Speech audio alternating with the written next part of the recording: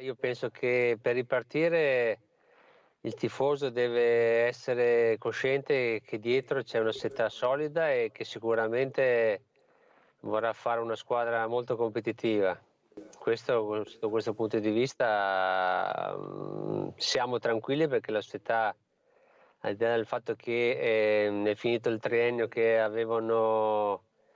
si erano, ecco, predisposte per salire in Serie B, e questo triennio è finito, però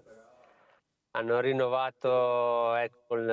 nuovo direttore, Mirabelli, e quindi per altri 2 annate, quindi vuol dire che la società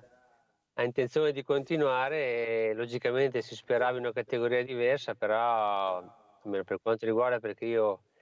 ancora prima di essere allenatore sono ancora tifoso del Padova, e quindi a me preme il fatto che sapere che la società sicuramente non cambia i traguardi, ma vuole ambire, ecco, a portare il Padova nella categoria che merita, perché la Serie B penso sia il minimo che questa piazza merita.